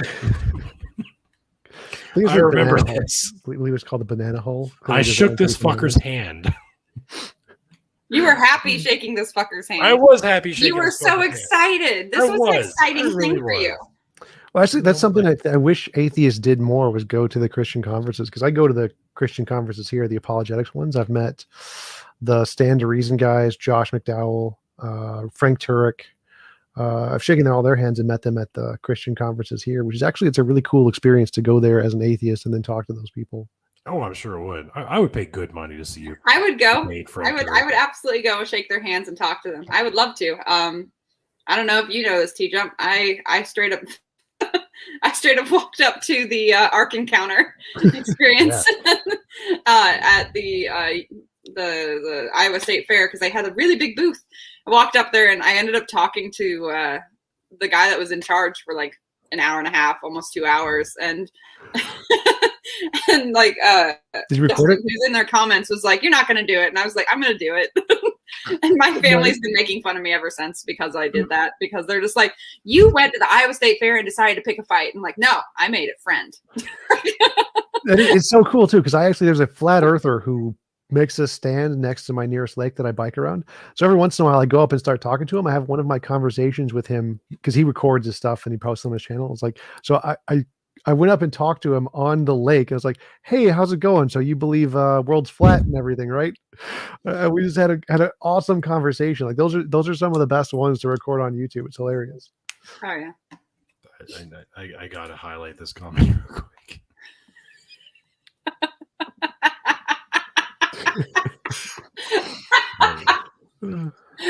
I was very much a. Do you have to invert yourself in order to do that? I don't understand how this works. Pressurized hose. That's. Okay. I wouldn't know from a friend. I told from a friend. Sure. I'm naturally very flexible, so I could absolutely do this. Hey, Dadpool, you want to do a backflip? No, I do not. Nope. Clearly CGI. It was that TikTok. I am getting too CGI. old, apparently.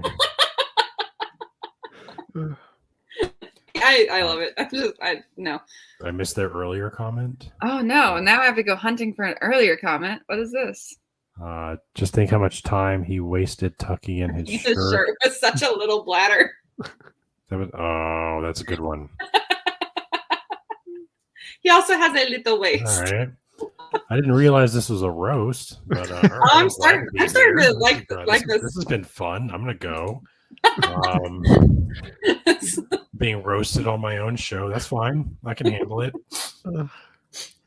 Dustin says, "Oh, come on, you got plenty more teeth." God. What's the teeth comment? I don't understand the teeth comment. Okay, so I did I was live on TikTok and someone asked me to do a backflip. I've done backflips before on my TikToks, and so someone would see me do it live. I was like, okay, cool. Well, somehow I fucked up and I broke my tooth. Oh, yeah. Oh, like I missed and landed on my face. I don't know how. Like backflips are relatively easy for me, but this one time I fucked up live and like gushing blood. my tooth up here somewhere on my shelf. But yeah, I have to get my tooth fixed because it's clearly the TikToker's fault. 100% the TikToker's fault, not Dadfool's fault. 100% TikToker. Oh, exactly. Absolutely. No, it was my fault. I could have definitely said no, but I was like, I can fucking do a backflip. That's fucking nothing for me. Well, Dustin's most recent comment. Apparently, I'm getting up there in age. I'm not as nimble as I used to be. Wait, what? Dustin's most recent comment. You could lose like 4 more before you look like a Trump supporter. That's fair. That's fair.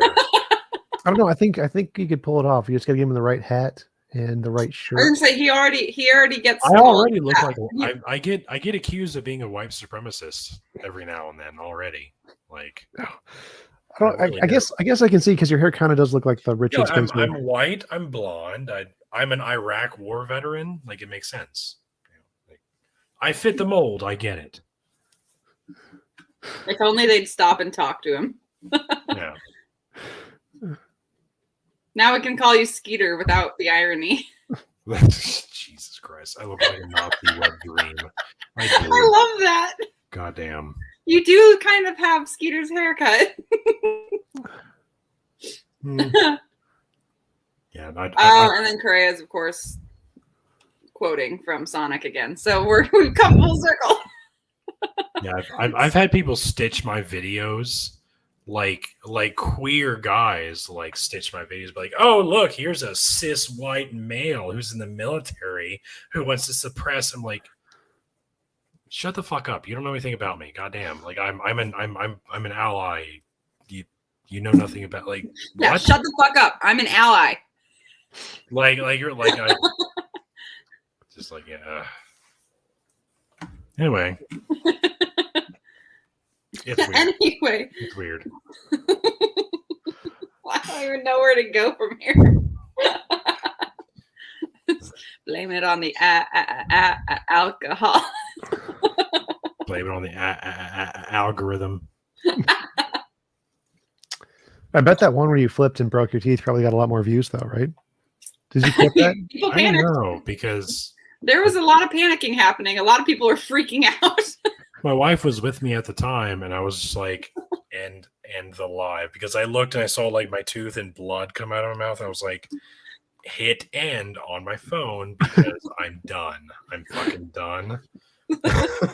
Well, did you at least clip that and like put it on its own video at the end? Somebody has it somewhere. Like the clips only last like 30 days on TikTok, so I think I lost it. But I think somebody has it somewhere. But that's okay. I'm glad it's gone. I don't want that though. We don't need the evidence. Don't need that. Don't need that. It's unfortunate. That could have been like your 1 million view things, like 10 million views on that one video. It could have, you know. But yeah, I don't know. That's a weird thing I've learned about streaming on YouTube is that all the people who spend time editing out their mistakes, it's totally wrong to do that, because I make a lot of my super chats are about my mistakes, where people like, oh look, Tom trimmed his nose hair. I'm like, free $10. Like, yes. Or, oh look, Tom burped into the mic. Free $10. Yes.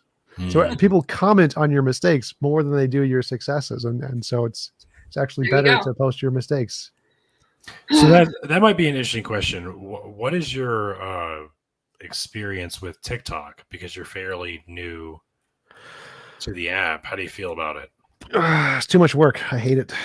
Having to like look through videos, doing recording stuff. It's like, it's more work than I like. I mean, there's a streaming service called Lola TV that'll stream to it automatically. And so I've been doing it mostly to get up to the 1,000 so I can live stream there and hopefully live stream my normal content. But extra work on social media is not something I enjoy. I do not like extra social media work. Yeah, I feel you. And it's not that even lucrative even. It's not really all worth it. Like, I have 380,000 followers. I make between 50 cents on a bad day and $3 on a good day. That's what I make on TikTok. So it's like $90 a month max. Yeah, $60 to $90 a month. Yeah, that's not good. That's not shit. Yeah, and it's I noticed that the followers don't normally translate from TikTok to YouTube. Yeah, YouTube pays much better than TikTok does. Yeah. Yeah. I don't do what I do for money. I don't really need the money. It's just. Oh, I do. Send me PayPal. Yeah, right. Like, and that's totally fine. Like, I could. I mean, I'm a scientist. I do what I do, but I don't make very much. Yeah, that's definitely one of the things. I'm a stay-at-home dad, so anything I get from any platform is a bonus for me. Actually, one of the things I feel is really sad about society is that scientists get paid so little compared to like bankers, right? Wall Street. Like, I feel like the government should incentivize scientists and like pay them significantly more. But why? When obviously we're lying to the public. Clearly, yeah, the world is flat. NASA is a conspiracy, complete fakeness. I mean, it's not real. I am perpetuating the conspiracy. I am part of the Illuminati. You can't trust me. I don't speak in truths. I feel like it's like what I don't think they pay you enough to compel you to do that. I feel like you could. No, God, no. I don't have the lifestyle where I could be like, yes, no. Like I don't know this. And it's like $5,000 comes my way. Yay. Yes, hashtag Atlantis is a myth. That is my hashtag, and I will die on that. I will absolutely die on that hill. That is a hill I will die on.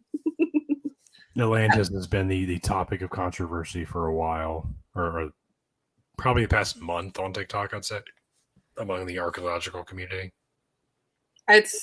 Yeah, and then prior to that we're talking about Egyptians in the Grand Canyon, and that was a whole other thing. One, I think Atlantis could technically be real and refer to several different cities that all collapsed into the sea due to earthquakes. So that's a possibility. It's real. Oh. But unlikely, but it's possible. But also about the Grand Canyon, like fun fact, if you took all of the people who ever lived, all of their bodies, and put them in the Grand Canyon, it would not fill it up. That is true. That is a true fact. If you take every living person's body and created a ball, you could put it would balance nicely in Central Park in New York. Got a super chat to the lizard overlords. I don't know what signal that is, but I mean, I do like me some lizards. I have a lizard right behind me. You do. I have a green screen, but I like the bigger lizards, like the Komodo dragon. Komodo dragon is lovely. They're more expensive. I'm a little obsessed with alligators and crocodiles. I very much like them. They also taste good. Bite me. That's why you love them, right? Like I actually only recently discovered that I like gator tail as like gator tail steak. It's amazing. But I love alligators. And my best friend growing up loves alligators. So like that's kind of our thing. We just geek out on gators. I don't know. I've had gator on a stick at the state fair. It was really good. Oh, Wittersnitz, if Atlantis was ever real and you think it's the Eye of the Sahara in Morocco, the Rashat structure is going to very sorely disappoint you. Oh, here we go. I can get into that, or I can just send you to my TikTok page where I do 1 3-minute video describing the geologic formation that's there and the lack of any human evidence of speaking any of alligators, significance there.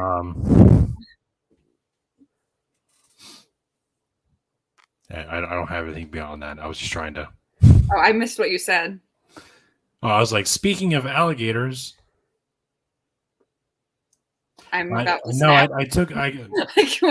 was trying to do something funny. It apparently didn't work. I'm sorry. All right. I'm not perfect. Anyway. Wintersnitz, tell me more.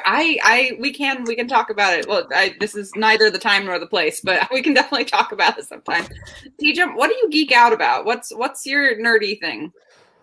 I don't know exactly because anime probably, and well, maybe like I like watching anime, but I don't usually like geek out about it because it's more just I watch the newest ones, kind of like video games. I just play the newest ones. I don't think there's any like I'm a big fan of. Since I've had my depression most of my life. I don't really have anything that I'm really passionate about anymore, or never had anything I was really passionate about.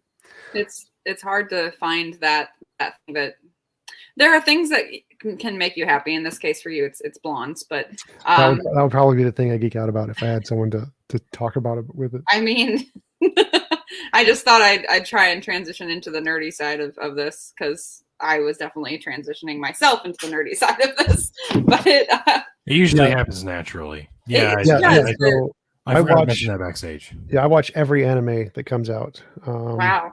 Because I have lots of free time, and so right now I'm watching. What I do is I wait for the season to end, and then I watch the entire season in a day because I hate the watching. Oh yeah, you can't. Yeah, it's lame. But yeah, so I just finished Castlevania season 3. Amazing. I heard Castlevania's good. I haven't done anything. Like I haven't seen any of it. Great. So that was a really good one. I finished watching The Boys, all of the seasons. That was really good. The Boys is. Yep. The Witcher, amazing. I'm excited for it to come out. I mean, all the Witchers are supposed to be coming out soon too, so that's exciting. Yep. Walking Dead, except I have to skip all of the boring parts where they just do the talking for like 6 hours at a time. Right. That's true. Those are a lot.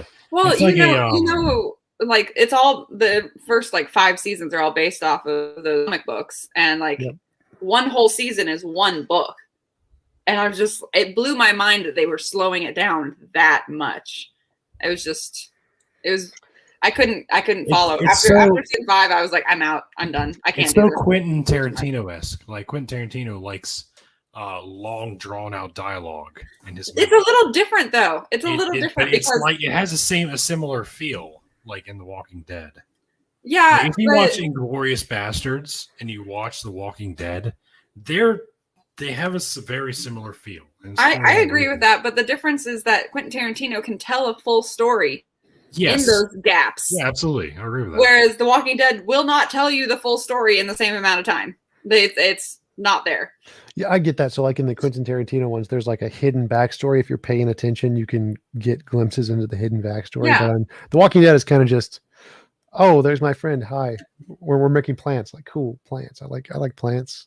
Plants are nice. Oh no, dead people. Yeah, but like, oh no, they ruined the plans. Okay, time to make new plans.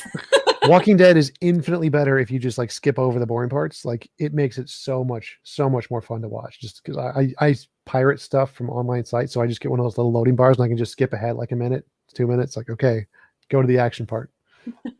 Makes it so much better. I agree with that when it comes to Walking Dead. I love Quentin Tarantino films just because I enjoy gore, which is horrible, but it's also very much. Oh, I fucking love gore. It follows the whole anthropology side of me, being super curious about what like the science. I'm just like, how accurate are they going to portray his organs? Nope, those aren't accurate. Have you seen Invincible, the anime on Yes. Amazon? Oh, I love it. It's just The Boys, but animated, pretty much. Yes. Oh yeah. Yeah, we talked about it a little bit on another discussion, but yeah, it's you know that oh fuck if I can remember his name. He's the farmer's insurance guy, the bum. He does method acting. He's the voice of the dad, Omni-Man. I know. I recognize his face. Actor? I don't know what. Yeah, he's an actor. He's also get me pictures of Spider-Man. He's that guy. I can't think of his name. Yep. It's him. The Daily Holy Planet. shit! I can see that. I've never. Yeah. I can absolutely see that. That's the same voice. It's the same voice. Well, he's a method actor, so he like before he started doing the voices for the recordings for the show, he went and like gained like 100 pounds of muscle, and then he went back in so he could make like proper grunting sounds and like understanding how to fight and everything. It was so weird. I'm gonna say weird, but what I mean is like amazing because it's highly accurate. The types of noises you hear, it's just like, oh wow, that sounds a lot like a bone actually getting broken. Holy shit! Yeah. Like, that's very like it's not just like a stick hitting like breaking and there's like that's close enough. No, it's like they broke cartilage there. That was hard. Yeah, I forget what that's called, where the people who make movie noises and then do it sound, really well. yeah, the sound bites people. I watched a documentary on that one day. That's fucking fascinating. It is. They do shit. There's a lady on create the TikTok that does it. Like it's. Yeah, there's a lady that's on TikTok that is one of those sound producers. And she films herself doing sound engineer. Yeah. Sound engineer. Yeah. And she showed us like she was one of the sound engineers for Cloudy with a Chance of Meatballs. And when they were like dropping the hamburgers, she just used washcloths that were super wet and smacked them on wood, and they just made the sound. And that was, I was like, oh, that works. That's really cool. So, I follow her on TikTok. I think she's really neat. She uses a beanbag chair to mimic like walking in snow, so it makes a crunch noise that you get with that soft snow versus like wet snow, which has like is where she puts rubber boots in like wet some type of sound, and then she walks in it. That makes sense. I'm fascinated. I think it's really cool. Yeah. For sure. I think it's kind of like the same with food design, where like they take out a McDonald's hamburger and then like put plastic shine on it and then like gloss it over with some paint, add some lipstick to add some like red color in there. Yeah, they spray with polyurethane and shit that you used to finish wood with. Makes it look so great, even though it Yeah. would probably kill you if you ate it. Look how shiny it is. Look how shiny it is. You go to bite it. Oh, and I love the Oh. Cheerios one where they like drop the thing in the Cheerios in slow motion and you see the gloops come out, and they're totally just using like Elmer's glue as the white stuff instead of milk. Yeah, because it actually will push everything out. Whereas like if they drop it in milk, it'll just clunk. Like it might spill over the sides. It won't. Yep. Yeah. So I actually did a tour of Orlando Studios in California, and I got to see the scene in the first Spider-Man movie with Tobey Maguire where he did the upside down kiss with Mary Jane. That was like the same set that was used in The Last Samurai. When Tom Cruise walked down an alley and there was a bunch of guys that met to fight him. It was the same fucking set. Cool. And they talked about how natural rain wouldn't. It was raining in both those scenes, so he's like, water would not appear in camera, so they had to add like 2% milk to the like rain system to make it appear on camera. So it's literally raining milk on all the actors when they were doing this shit. Wow. That was actually a really good movie, to the Last Samurai, even though it was totally not. That's in my top 5. Oh yeah.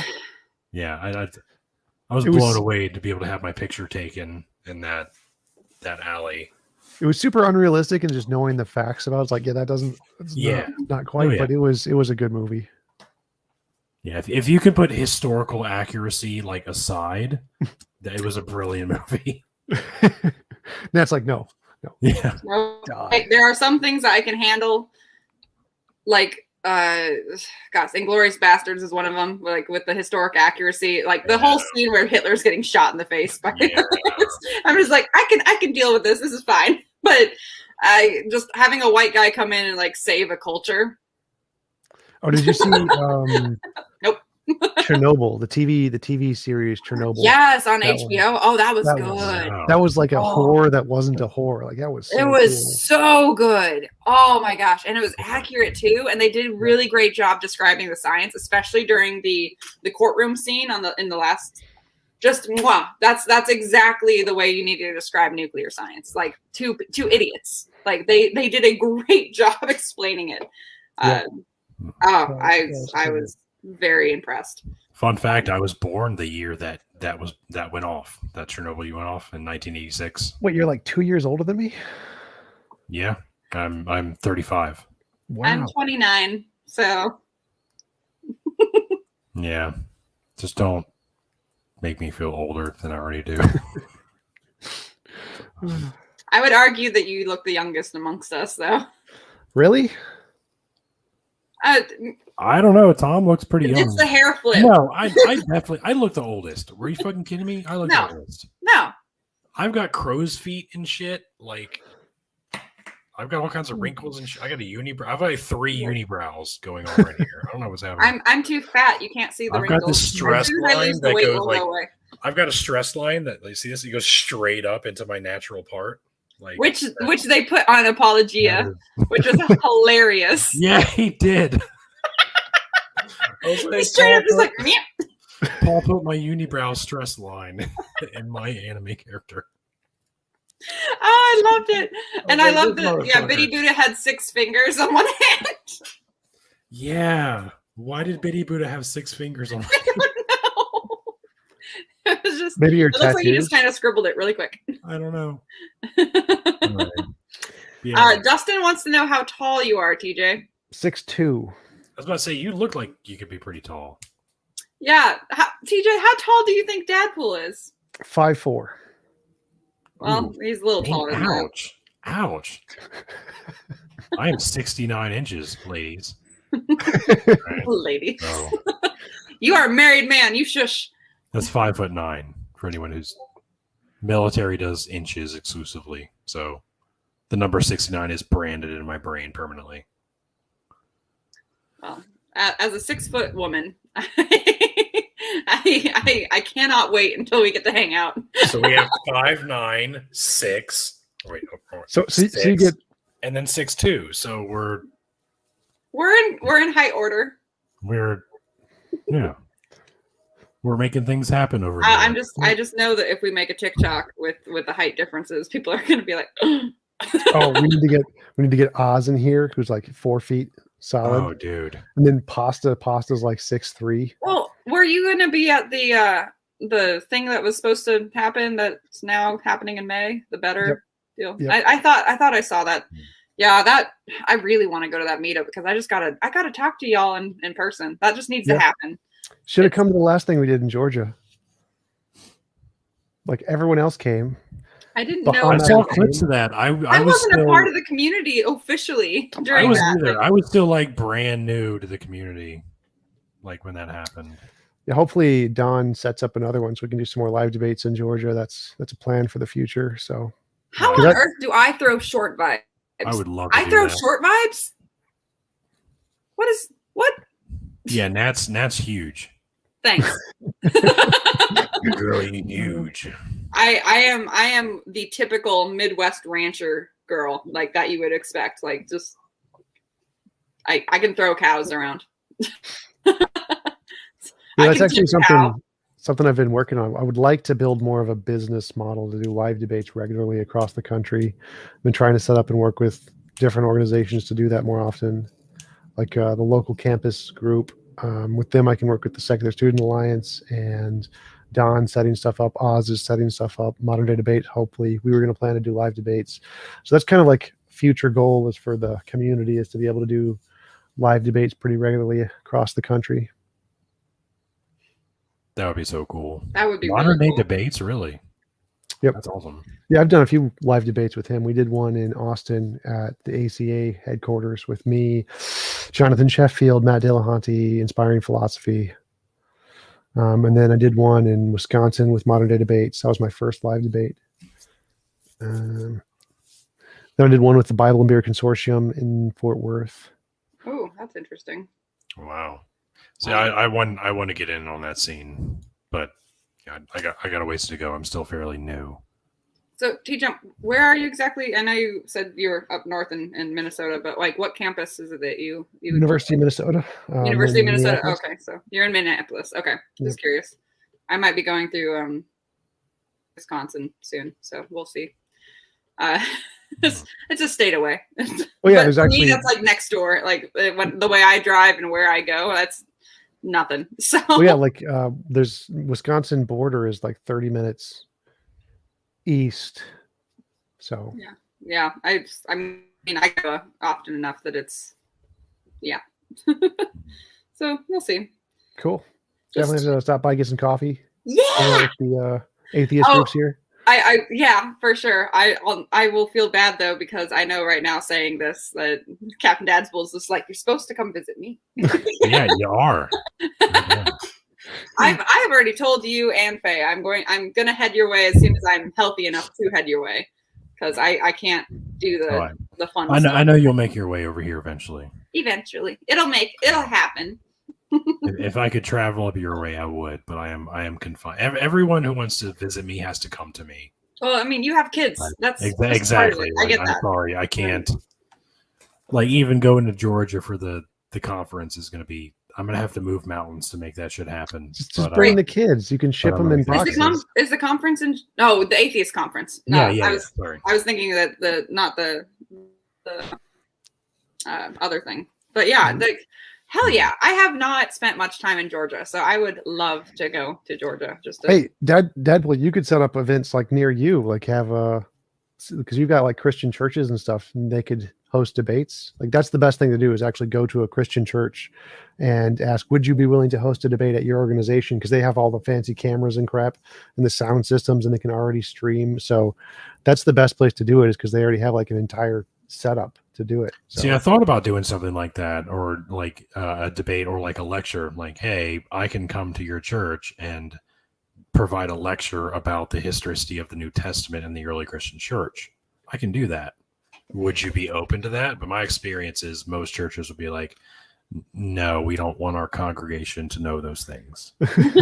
Yeah, the way I usually that's phrase a it little is, harsh. I usually phrase it as like, I'd like to have a conversation on stage with a pastor about such and such. And usually that gets them interested because they want to show that their ideas do work in apologetics to atheists. Kind of backfires sometimes, like our first live debate, which is in a church with like 400 people in it.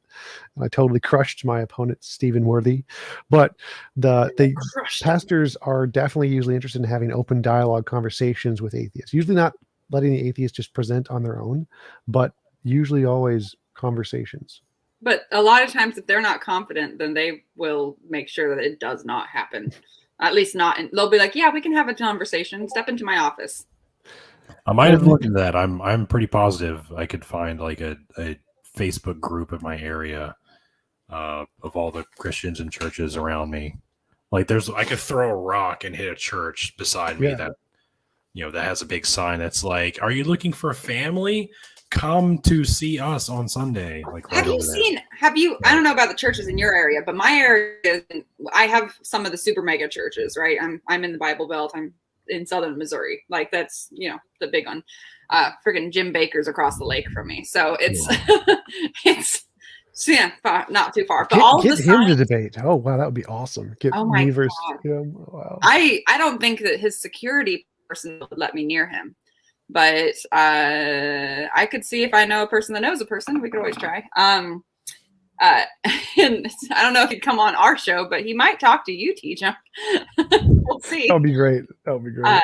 Yeah. So, oh my gosh, correct. Yes, the Six Flags for Jesus is James River. Yeah, that's Six Flags for Jesus. I'll tell you about James River sometime. Just remind me, and I can go into details about that. But no, all of the churches around here are advertising that our church isn't like most churches. Our church isn't like, it's like, this is the church that feels the least like a church. Like they're all advertising to like the younger crowds. Like, don't like going to church? You'll like our church. Like it's so weird. This is the most, I don't know even how to describe it. It's just like all of their welcoming mats have been, blatantly saying it's like, oh yeah, we're not like most churches. We're actually nice, or we're actually this. We're accepting, or whatever. We're accepting, your money, and we're accepting your money. We're accepting of donations. Before Correa has an aneurysm, I need to mention that we do have a Discord after party that we do for the show where other people can come in and actually ask questions directly. Seems like. I am not going to be a part of that. I didn't sleep at all last night. And I'm dying. So okay. Well, I'll pop on in there if anyone's interested. I'll be there for like 20 minutes. If nobody shows up, I'll go. So Tjump, you're welcome to pop in. I'm sure you're already part of it, but yeah. So well, before we end things, Tjump, I'm gonna plug your stuff one more time. Sure. Pornhub.com/Tjump. You can see clips of me and Captain Dadpool. It is amazing. OnlyFans, Tjump. Great content of my chair mostly. Sexy pics from the side and the bottom and the back. Oh, your chair has never before seen. I didn't know that. For sure. Just Tjump's chair. Same as my Discord and TikTok. It's great. Yeah, if anyone did want to hang out at my Discord, it's discord.io/Tjump. I wish I owned Discord. That would be great. But yeah, discord.io/Tjump, or please donate to my Patreon and PayPal so I can make more videos and do more stuff. Yeah. Yeah. Makes sense. All right. Well, thanks again, Tom, for joining us tonight. This is a lot of fun. I appreciate it. Yeah, absolutely. You guys should both come on and do shows during my Discord sometime. Nat's already there, but we need Captain Dadpool to host a show there. Yeah. Yeah. I just pop in to try and like keep the sanity. I was on there once. I'm going to try to do that more often because I want to. It doesn't work. I want to Was it? I want to get more used to debating in an open format. No, it's. I popped in. I don't know if you heard about the. There was one show that happened a few days ago that was like the vegan debate that lasted like 8 hours.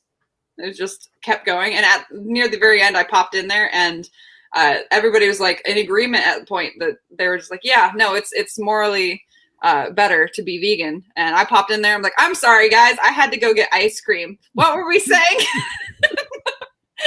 Perfect. And so I was like eating ice cream while they were talking about it. It was great. That's my response. Is like, yeah, vegans are morally right, but I like cheeseburgers, so I'm going to continue to be immoral. Yep, that's Yep. I have no desire to be a higher form of moral being that I am right now, because steak. It's Yes. like I enjoy meat too much. So So you feel free to parade that title of being morally superior to me. That's all you can have. That, no problem. I'm going to be over here with my steak. it's like I'm gonna be over here. I realized as I complain about my weight every now and then, it's like, well, you could cut out meat, and I was just like, yep, and then I'll be weak. And Actually, I need my strength. I would actually advocate for the keto diet, so only protein. Like that works significantly better. I would do that. Apparently, it's not very good if you have an underlying heart condition to do keto. So I can't. But I would like to. Like I am fully capable of just doing protein. Like that is totally something I would jump into. Yep, Cray has it right. Shrimp and lobster, shellfish, the only meat, perfect. Oh, I'm allergic to shellfish. I can't do it. Wow, are you? Your life Yes. sounds terrible. I know, it's awful. Like I How have you love not the killed smell. yourself Like yet? I love going to seafood restaurants just so I can smell it.